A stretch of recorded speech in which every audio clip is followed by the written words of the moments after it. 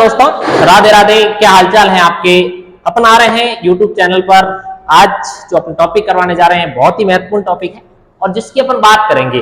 अपन शुरू करने जा रहे हैं विकारी शब्द। एक बार सभी का हार्दिक स्वागत और अभिनंदन। Hindi with Pukhraj YouTube channel पर आपका जो स्नेह और प्यार है वो निरंतर बना रहे और आपसे यही आशा रहेगी। मैं आप पर आशा नहीं, मैं आप पर पूर्ण विश्वास करता हूं कि आप मेरे विश्वास पर खरे उतरेंगे। तो अपन शुरू कर रहे हैं आज विकारी शब्द। साथियों, विकारी शब्द कई बार सवाल पूछ लिया जाता है आपको कि संज्ञा क्या है। सीधा सीधा उसका उत्तर होता है संज्ञा विकारी शब्द है। सबसे पहले विकारी शब्द, अविकारी शब्द और विकारक, ये तीन चीजें हैं। इनको आज समझते हैं और फिर बात करेंगे विकारी शब्दों के बारे में एक एक करके। ये तीन चीज क्या है, विकारी शब्द किसे कहते हैं, अविकारी शब्द किसे कहते हैं और विकारक किसे कहते हैं। साथियों, विकारी शब्द उसे कहते हैं जिस पर लिंग, वचन, काल और कारक, लिंग, वचन, काल और कारक का प्रभाव पड़ता है, उसे हम विकारी शब्द कहते हैं। यानी इनसे वो क्या होते हैं, प्रभावित होते हैं। और जिस पर प्रभाव नहीं पड़ता है उन्हें हम अविकारी शब्द कहते हैं। क्या कहते हैं? अविकारी शब्द कहते हैं। अब बात आती है विकारक क्या है। देखिए साथियों, लिंग, वचन, काल, कारक, ये विकारक, ये क्या है? विकारक है। इनका काम है विकारी शब्दों को प्रभावित करना। तो कई बार परीक्षा में सवाल ये पूछा जाता है कि विकारक से प्रभावित होने वाले शब्द क्या कहलाते हैं? विकारी शब्द।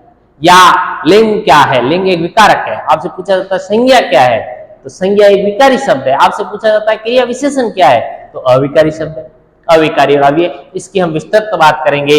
तो ये पहले समझना जरूरी है। और इससे पूछे भी जाते हैं कि विकारी शब्द कितने प्रकार के होते हैं, तो उत्तर होगा 4। और आपसे पूछा जाता है अविकारी शब्द कितने होंगे, तो भी होगा 4। ठीक है, ये बात थी। अब चलते हैं अपन विकारी शब्दों की बात करते हैं कि विकारी शब्द कौन कौन से हैं। विकारी शब्द, विकारी शब्द, विकारी शब्द की जब अपन बात करते हैं तो सबसे पहला जो विकारी शब्द है वो कौन सा है? पहला जो विकारी शब्द है वो है संज्ञा। क्या है? संज्ञा। तो विकारी शब्द किसे कहते हैं? इसकी दो परिभाषा होती है। लिंग, वचन, काल, कारक से प्रभावित होने वाले शब्द क्या कहलाते हैं? विकारी शब्द कहलाते हैं। या विकारक से प्रभावित होने वाले शब्द क्या कहलाते हैं? विकारी शब्द कहलाते हैं। विकारक कौन से हैं जो विकारी शब्दों को प्रभावित करते हैं? यानी लिंग, वचन, काल, कारक क्या है? विकारक है। विकारी शब्दों के कितने प्रकार होते हैं? 4, याद रखना है। कौन कौन से होते हैं? संज्ञा, सर्वनाम, विशेषण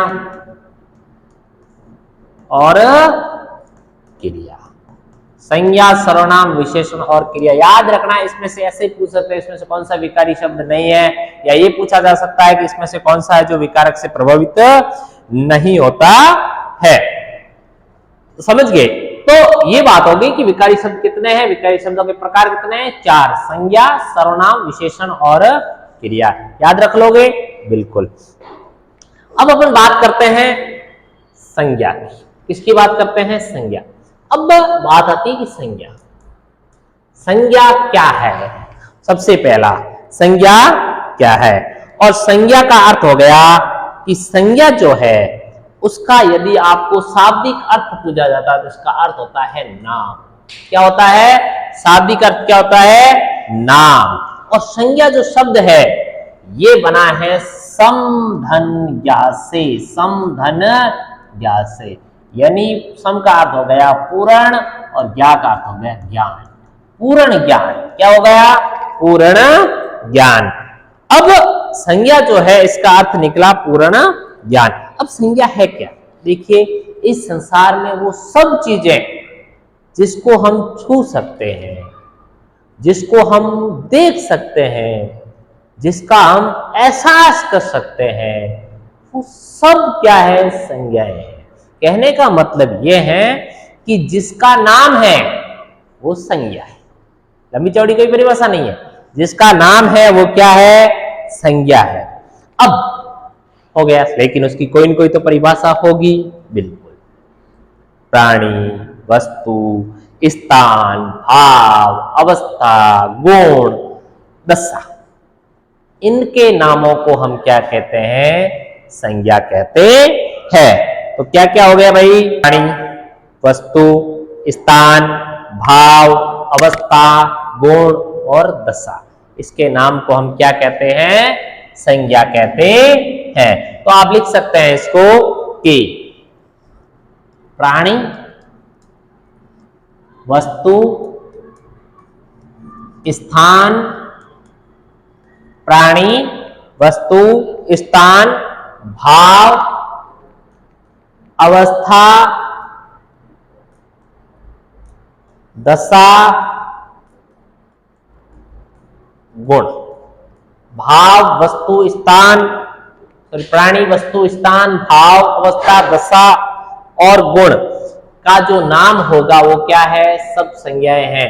यानी आप किसी प्राणी का नाम लिख सकते हैं, किसी प्राणी का नाम लिख सकते हैं, आप किसी वस्तु का नाम लिख सकते हैं, आप किसी स्थान का नाम लिख सकते हैं, आप भाव का नाम लिख सकते हैं, है ना, आप अवस्था का नाम लिख सकते हैं, आप दशा का नाम लिख सकते हैं, आप गुण का नाम लिख सकते हैं। ये सब संज्ञाएं हैं। ये टोटल क्या है? इसके अंतर्गत आने वाले शब्द क्या है? संज्ञाएं है। जैसे आपने लिख दिया मनुष्य, आपने लिख दिया दूध, आपने लिख दिया साबुन, ये सब क्या है? आपने लिख दिया बुढ़ापा, यानी क्या है? भाव है ना, उसकी स्थिति है। तो आपने लिख दिया बचपन, है ना, आपने लिख दिया लड़कपन। इस तरह से आप सब लिखते हैं, ये सब क्या होंगी?